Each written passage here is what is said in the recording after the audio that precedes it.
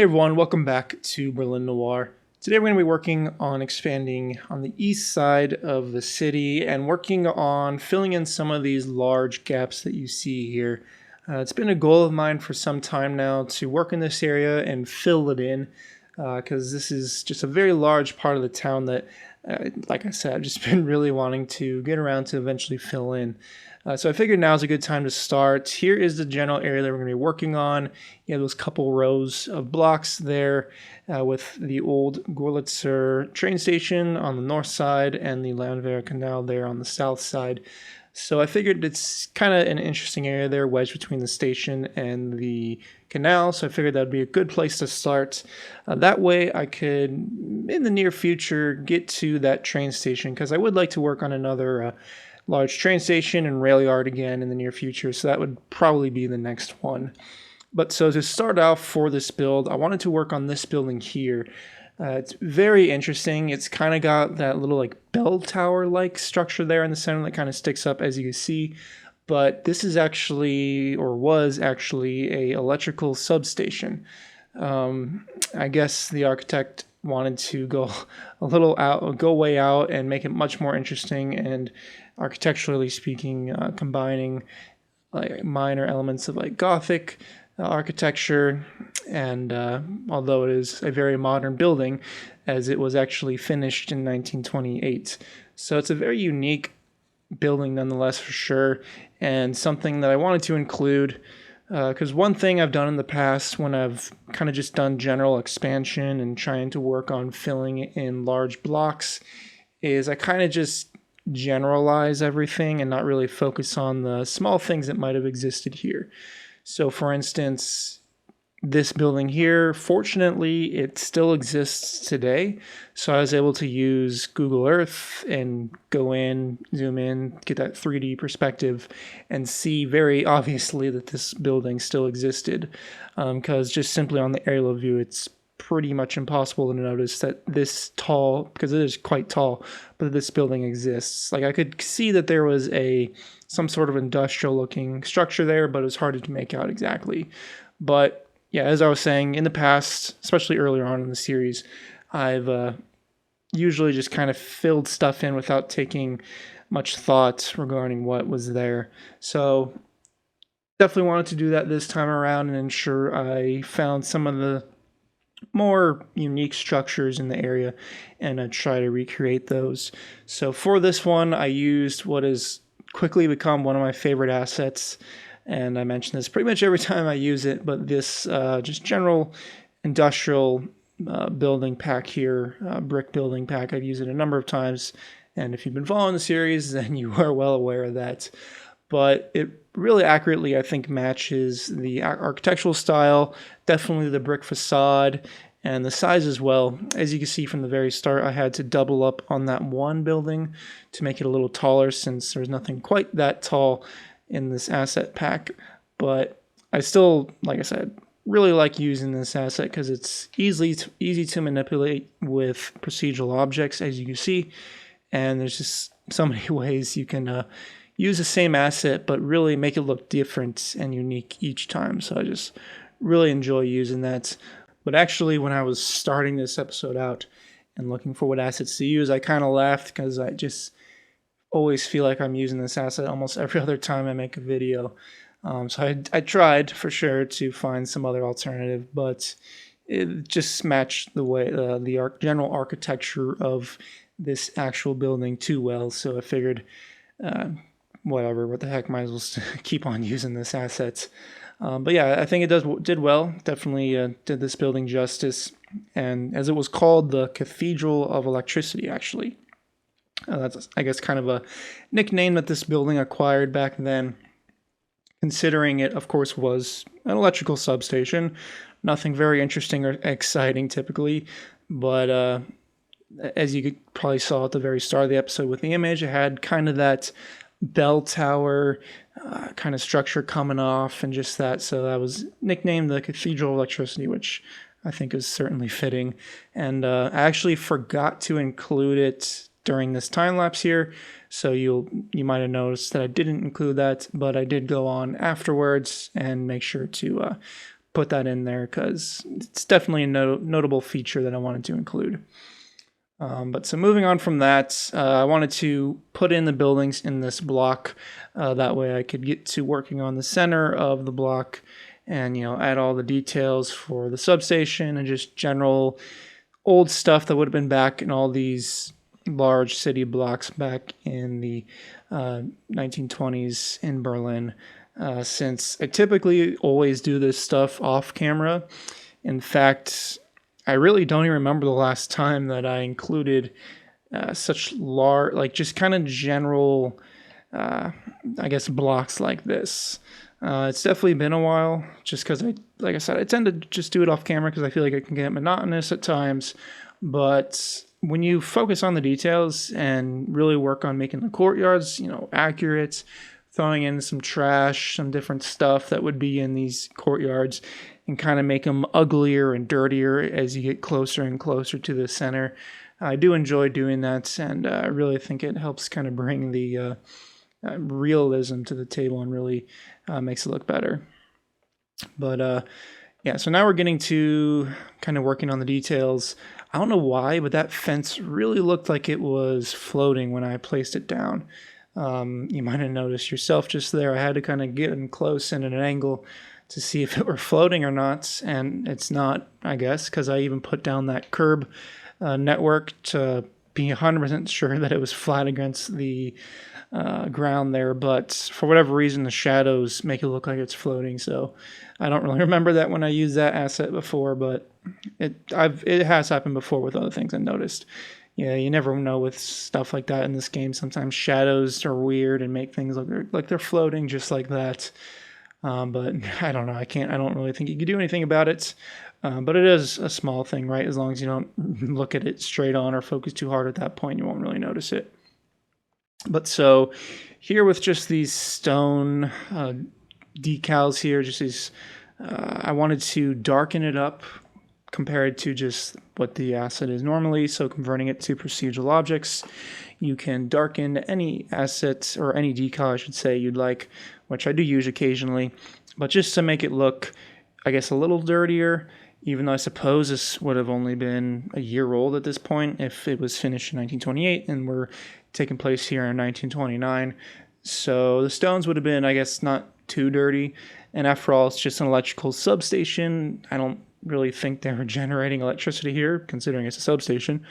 But yeah, who knows? There was that large smokestack there that you see. Was right there in the top right side of the screen. So they were definitely doing something there. I'm not sure entirely, but yeah, just to, I guess, change up the general colors and textures of the surface, since typically they're much lighter. So just darken it up for a change, and especially for the center of blocks, since those are typically dirtier and not as nice. But just to add like a little trim, more or less, I wanted to add this curb here, just to kind of break up the dark stone texture there on the ground, and just add a little something extra, because I wasn't really sure what to place as far as props goes. Since, like I said, it's a substation, it's not a power plant, so they're not producing a ton of like electricity, so there's not going to be, I would imagine coal was probably the primary source of power back then. Don't really know what else it would have been. But yeah, I did throw a tiny little pile of coal there. But like I said, I didn't really know what to put there as far as props go, since it's purely a substation. But I did want to add some stuff. I figured I'd add some little stone decals here that make it look like it's kind of old and stuff like that. Adding some of those grass tufts just to make like this, again, a little older. So maybe there was, I don't know what was there before, but maybe that's a remnant of what was there before they built the substation. But yeah, so just adding some simple details there around the buildings. And actually, there's a couple buildings that I use in this episode that are my own. So the one there at the very bottom of the screen that's mostly cut off and now is gone, that's one of my assets that I recently made. I'm not planning on releasing it to the workshop.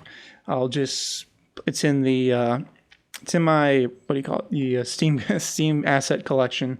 So if you want to find it, you can go there and install it. It's on the Berlin Noir Assets Collection 2. But yeah, I don't really want to release it just because I feel like it's very, very simple. I only used a diffuse texture, so if you have any idea of modeling, then that's basically the bare minimum. The windows don't light up or anything at night. I just wanted to do something very plain and basic for the center of larger blocks, because I feel like when it comes to detailing larger blocks in this game, at least for a German city like this, there aren't a lot of options. Typically in the past, I've just taken the buildings and kind of flipped them around and made them go deeper into the center of whatever the city block is. But sometimes it looks a little weird, and especially if you don't have perfectly square or rectangular blocks. So I figured just making a simple little building like that can just be copied and pasted sequentially to make it however long or large you want. I felt that would be useful. So I've been working on that for the past week, trying to get the textures right. And yeah, so I'll use another version a little later on, but it's definitely serving its purpose. Again, very simple, very basic, and I made it pretty much as ugly as possible because that's definitely the vibe I want. I want those center of these large blocks, kind of those center buildings are just uglier the further you get in, the more dirtier, of course, because that's where the lower income people would live. So definitely not the nicest of buildings and living arrangements for sure. But certainly nonetheless important to capture because that's a big part of this time period around the world.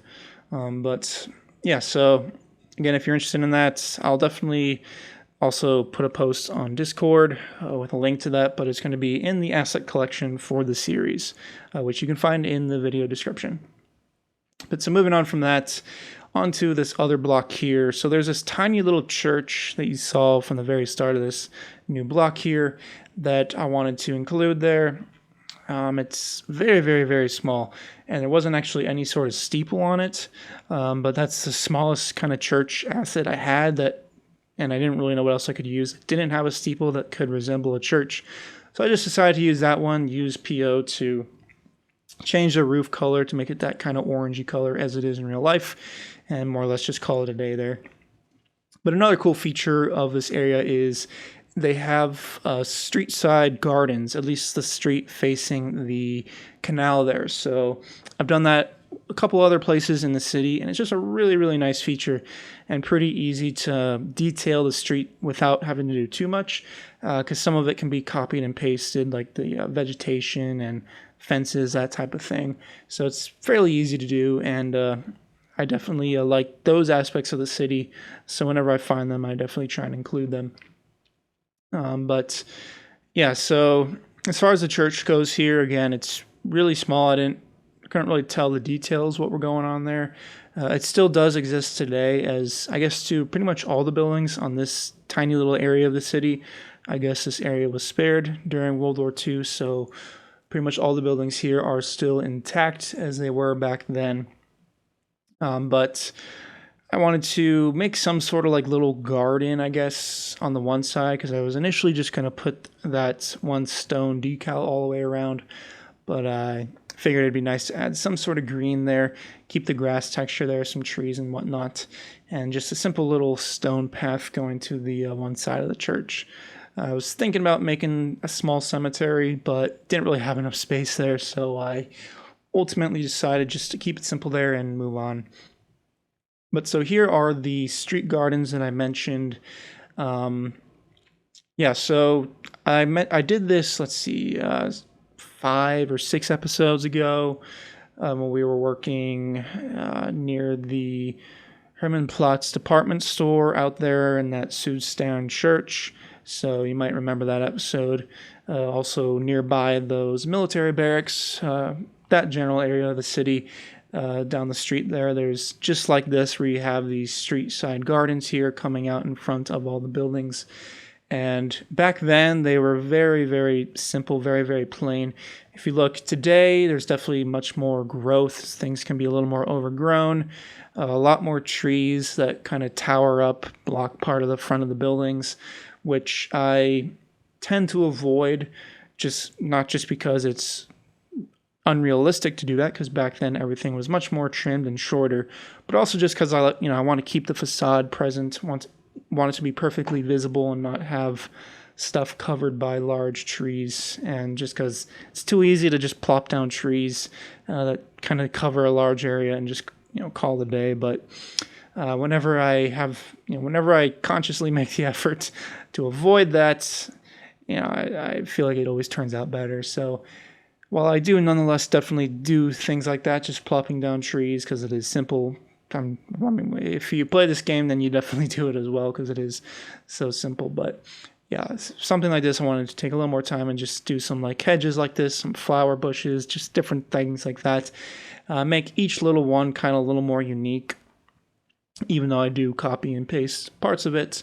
But yeah, since this entire street is lined with these gardens like this, obviously I wanted to make them unique enough that it doesn't look like they're just simply copy and pasted one by one, because that wouldn't look good really at all.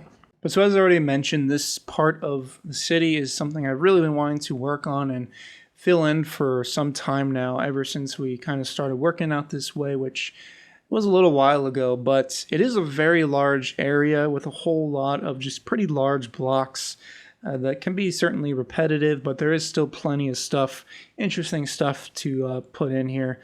As I already mentioned, there is the one train station just north of this where we're working here, which I kind of think we're going to be working on in the near future. Not exactly sure when.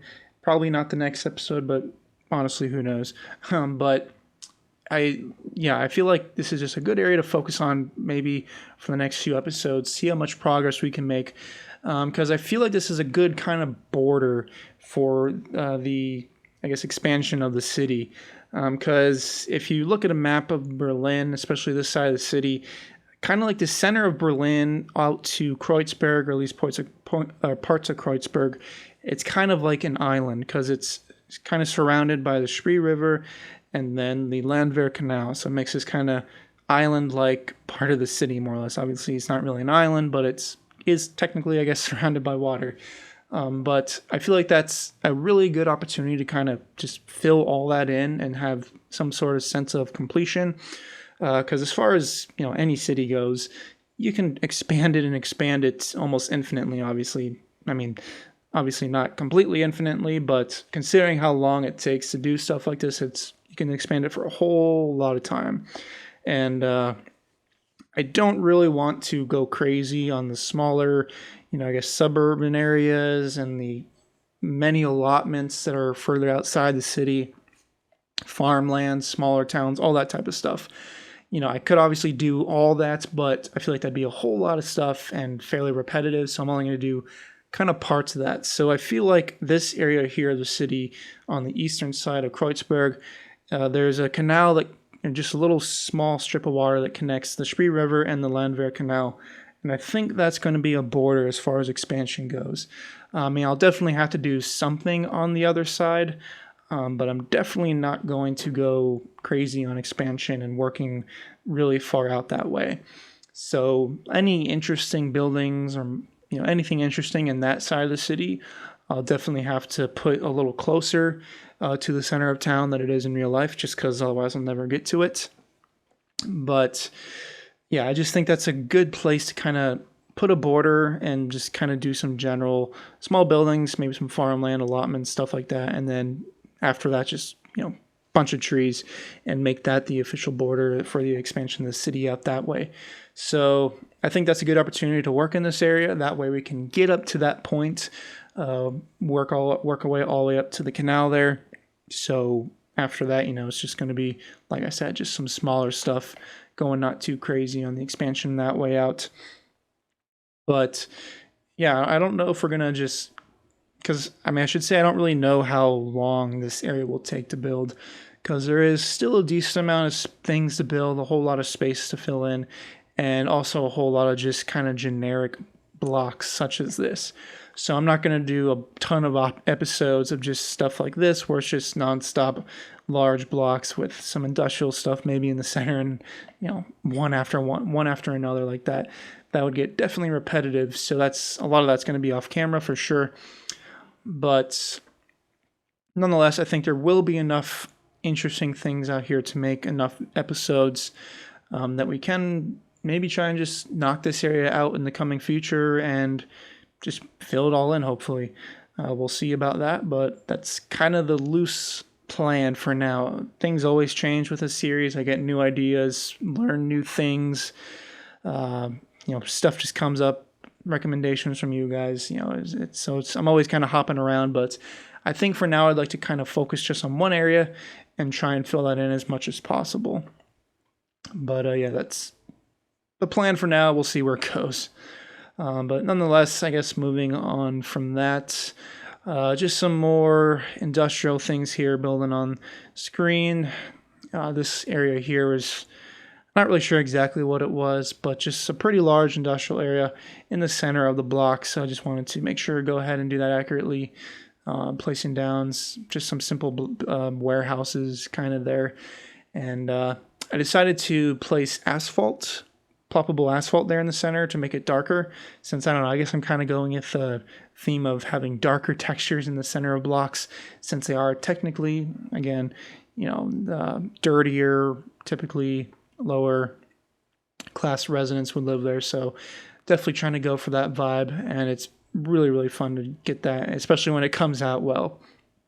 And one of my favorite assets really is that really long one there that you see on the top of the screen that kind of, I think it's like 10 cells back, or actually no, that's even more than that. That's more like 16 or so.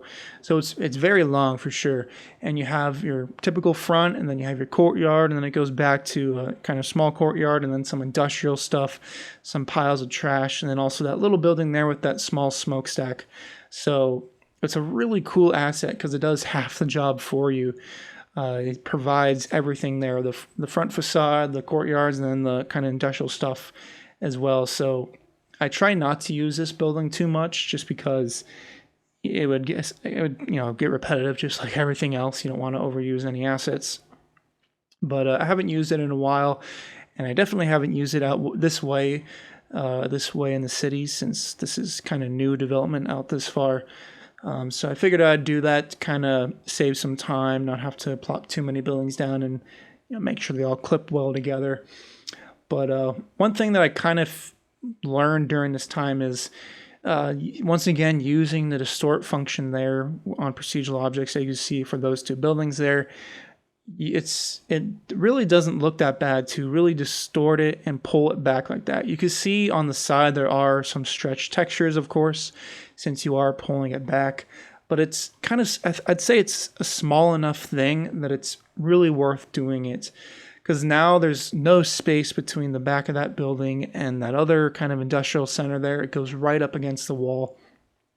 And I think it just makes it look way more realistic than if I hadn't done that.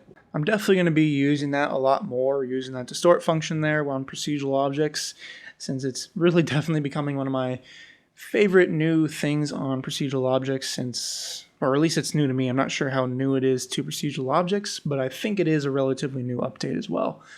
Just because as long as you don't stretch the textures too much with it, it really just is such a simple way to really contort the buildings to whatever way you want, and makes a big difference when doing things like this and filling in large blocks and making different interesting corners, whatever you're doing. But yeah, hopefully you all enjoyed this episode. A couple of you have been asking for this type of episode where we work on filling in the center of larger blocks. So hopefully you who asked for that did enjoy this one, and hopefully everyone else as well enjoyed. I probably won't be doing this too much, but I will, occasionally fit this in, detailing center of large blocks, since I do enjoy this as well, and hopefully you all do as well. But if you did enjoy this episode, drop a thumbs up for sure. It helps the channel, and I will see you all next time.